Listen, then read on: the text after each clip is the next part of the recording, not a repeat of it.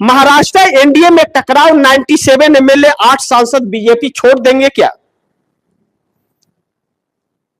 तो परिस्थितियां अलग हो जाती हैं।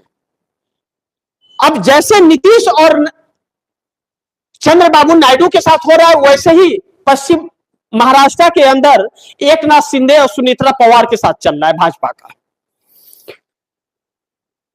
अब एकनाथ शिंदे को जिस तरह से तोड़ने की कोशिश भारतीय जनता पार्टी कर रही थी, उनकी पार्टी को, और अमित शाह एकनाथ शिंदे को अपनी पार्टी का विलय भाजपा में करने के लिए कह रहे थे, अब वह बातें उल्टी पड़ रही हैं।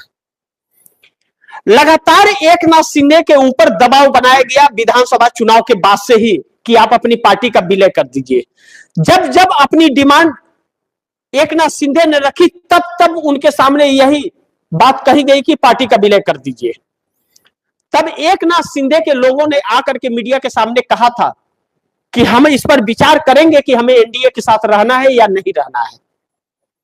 भारतीय जनता पार्टी इस वक्त किसी भी कीमत पर एकनाथ शिंदे को विलय इसलिए कराना चाहती है कि इसलिए नहीं कि 57 विधायक है उनके पास, इसलिए कराना चाहती है कि 7 सांसद है उनके साथ, और वह सांसद भाजपा के हो जाए। लेकिन एकनाथ शिंदे की शिवसेना यह जानती है कि जिस दिन भाजपा में विलय कर दिए, उस दिन उनका अस्तित्व राजनीतिक करियर का समाप्त हो जाएगा। तो एकनाथ शिंदे ने जिस तरह से राज ठाकरे के साथ बैठक किया, और 26 तारीख को सुनीत्रा पवार बैठक करने जा रही है, जो दोनों एनसीपी एक होगी, इस पर विचार चल रहा है। और सुनीत्रा पवार ने अपने बेटे को भेज करके शरद पवार के साथ बैठक कराई थी। कहा जा रहा है कि 26 तारीख को निर्णय कुछ आने वाला है बैठक में।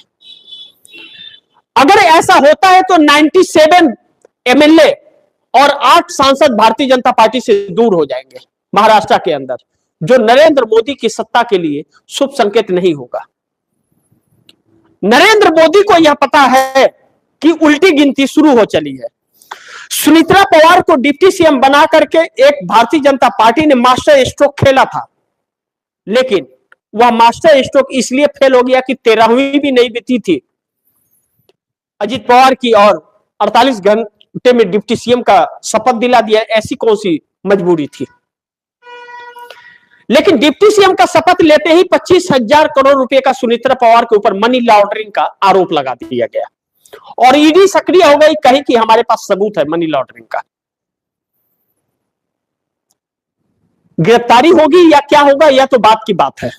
लेकिन सुनीत्रा पवार समझ गई कि हमें फंसाने के लिए साजिश रचा गया था डिप्टी सीएम का शपथ दिलाकर, और जो भी फैसले अजीत पवार ने किए थे, सारे फैसले को पलट दिया देवेंद्र फडणवीस ने, और वित्त मंत्रालय भी अपने पास रख लिया, सुनीत्रा पवार को ठेंगा दिखा दिया।